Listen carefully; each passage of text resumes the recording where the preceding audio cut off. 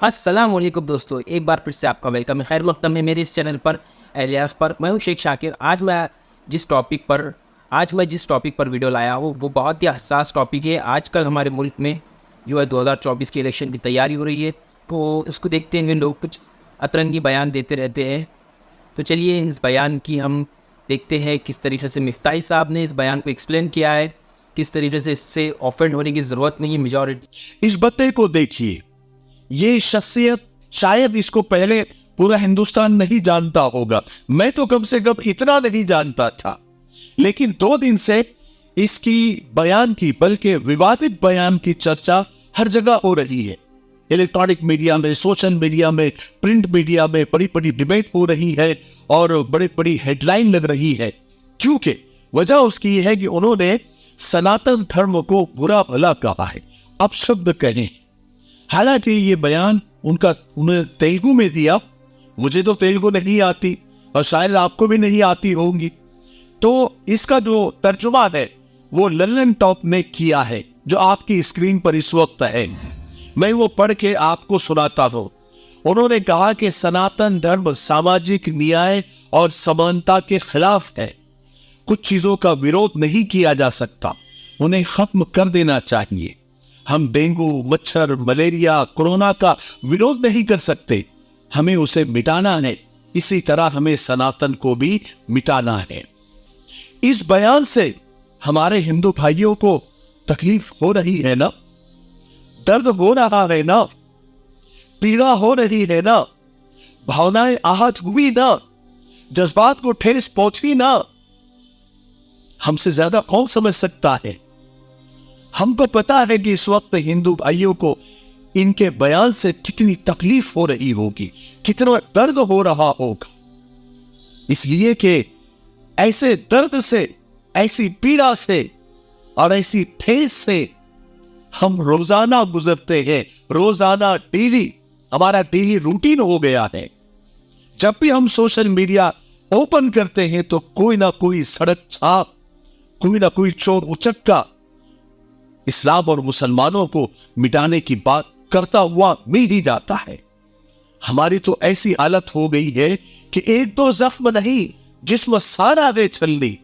दर्द बेचारा परेशान है कि कहां से निकले।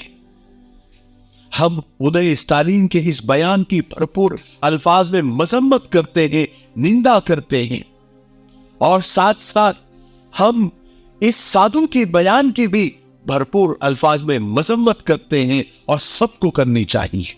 कुरान और हदीस जैसी किताब की धरती पे कोई आवश्यकता नहीं है, क्योंकि ये किताबें केवल कत्ल, गारत, लूटमार और बलात्कार सिखाती है। इसके सिवा इन किताबों की कोई देन नहीं है, तो इन किताबों की यहाँ कोई जरूरत नहीं है।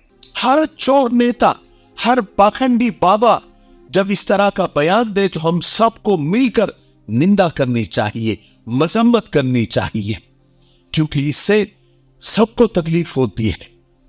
हमको इस वक्त पता है कि हिंदू भाइयों बहनों के जज्बात को कितनी ठेस पहुंची होगी, क्योंकि जब भी कोई किसी के धर्म, किसी के मजहब के खिलाफ अपशब्द बोलता है तो बहुत तकलीफ होती है, बहुत पीड़ा होती है, हमको तो रोजाना होती है। इसलिए मेरे हिंदुस्तानी भाइयों, मैं सबको कह रहा हूं, सब इसमें शामिल है जितने भी हिंदुस्तानी है, कि एक दूसरे की तकलीफ, एक दूसरे के दर्द पर हंसने और मजे लेने के बजाय हमें ऐसे लोगों के खिलाफ खड़ा होना हो जो सिर्फ अपनी राजनीति चमकाने के लिए और अपनी कुर्सियां बचाने के लिए हमारे धार्मिक फीलिंग के साथ खेलते हैं। हमें अपने अपने मजहब पर अभिमान होना चाहिए और साथ साथ बाकी सारे धर्मों का सम्मान होना चाहिए। हम हर उन हरकतों के, उन बयानों के खिलाफ है और हमेशा रहेंगे जो देश में अराजकता, नफरत और दंगा फसाद फैलाते हैं। वैसे हम सबको मालूम होना चाहिए कि इलेक्शन का जमाना करीब आ रहा है और कोई भी पार्टी विकास के मुद्दे पर लड़ने से तो रही क्यों ना हो। तो इसलिए इस बार इलेक्शन में धर्म और मजहब की बड़ी धूम होने वाली है।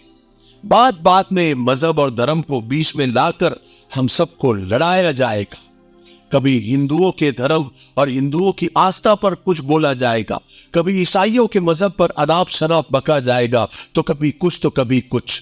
समझने ही नहीं देती सियासत हमको सच्चाई, कभी चेहरा नहीं मिलता, कभी दर्पण नहीं मिलता। और रही इस्लाम की बात, तो इस्लाम मजहब पर हमले तो इनका रोजाना का मामूल बन गया है। नाश्ता करके वो यही काम शुरू कर देते हैं। दिन रात इस्लाम के मुद्दे पर चीखा और चिल्लाया जाता है। मीडिया की तो रोजी रोटी इसी पर चल रही है।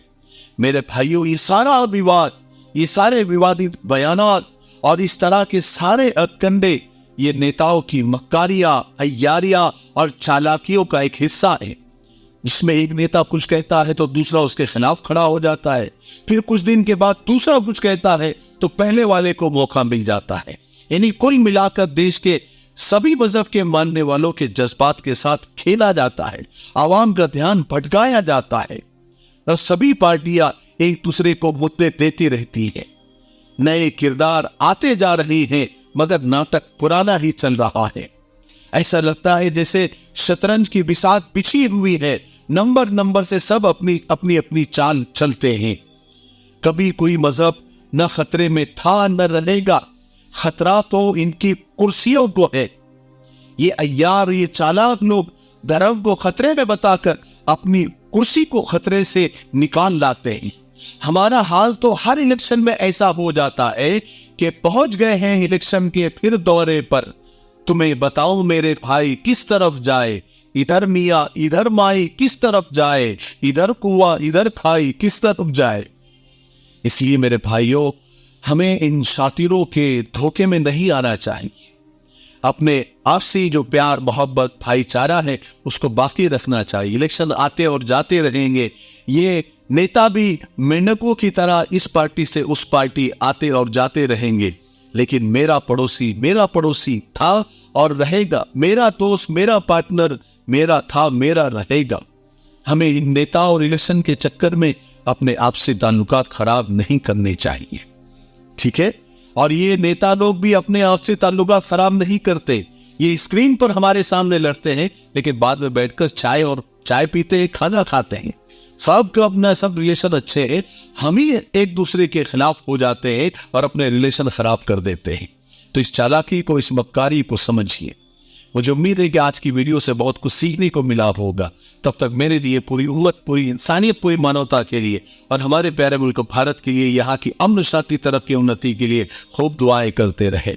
अस्सलाम वालेकुम वरहमतुल्लाहि वबरकातुहू। वीडियो ख़त्म हुई, तो वीडियो के लिहाज से हम इस बात को अगर समझा जाए, वीडियो के लिहाज से अगर हम इस बात को समझना चाहें, तो हम इस बात पे, इस नतीजे में पहुँचते हैं कि चाहे किसी भी मज़हब का इंसान हो, किसी भी धर्म का इंसान हो, हमारे मुल्क में आजकल ये एक तरीके से वोट बैंक का या वोट लेने का एक तरीके से ज़रिया बन चुका है। फिर तो डेवलपमेंट और उसकी तो कोई बात हो ही नहीं रही है। हर जगह बस मुसलमान या हिंदू या पाकिस्तान या बांग्लादेश या चाइना, इस तरीके की बात हो रही है। तो सबसे बेहतर तो यही चीज़ है कि इस बात को सिरे से कोई सीरियस ना ले जाए कि तो 100 करोड़ की आबादी हिंदुओं की है, 25 करोड़ की आबादी मुसलमानों की है और कुछ दूसरे मज़ाहिब के लोग भी हैं। तो इतना आसान नहीं है कोई भी चीज़ को करना जितना आसान बोलने में होता है। तो बोलने वाला तो बोल कर निकल जाता है, उसके बाद जो शोषा छुटता है, जो गहमा गहमी होती है, उससे नुकसान तो पब्लिक का ही होता है, उससे नुकसान असल मुद्दों का होता है। तो असल मुद्दों पर अपनी तवज्जो मरकूज़ कीजिए। इस तरीके की फालतू बकवास से दूर रहिए। इस्लाम।